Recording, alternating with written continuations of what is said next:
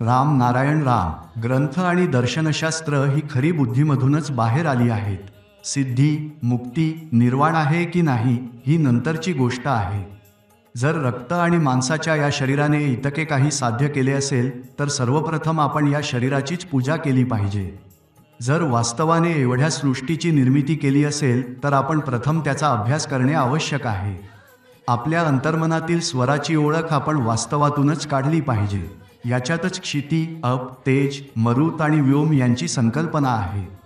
फक्त अंतर्ज्ञान, सर्वदर्शी आणि सर्वज्ञता याविषयी बोलून काही होणार नाही. जर रोग्यासाठी उपचार आणि भुकेल्या व्यक्तीसाठी मुठभर तांदूळ मिळू शकत नसेल तर गीता आणि उपनिषदे त्याचे पोट भरणार नाहीत. प्रथम आपण पाहिले पाहिजे की आपण या पृथ्वीवर कसे जगत आहोत. या रक्त आणि मांसाच्या शरीराच्या वाढीसाठी काय करावे लागेल हे समजून घेतले पाहिजे. केवळ ओरडून आणि मोठ्याने बोलून काही साध्य होत नाही. पोट भरलेले असेल तरच नीती आणि तत्वज्ञानाच्या गोष्टी चांगल्या वाटतात. आपल्या सर्व नीती दारिद्र्याच्या जाळ्यात अडकून पडल्या आहेत.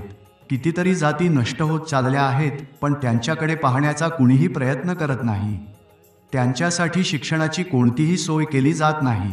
याबाबत कुणावरही दोषारोप करता येणार नाही, कारण आपल्या स्वतःच्या अज्ञानामुळेच ही परिस्थिती निर्माण झाली आहे. जर नीती उदार असेल तर दारिद्र्य निर्माण होणार नाही. ज्या प्रकारे एकत्र राहणाऱ्या कुटुंबात एकात्मता असते तशी संपूर्ण पृथ्वीवर का नाही असू शकत.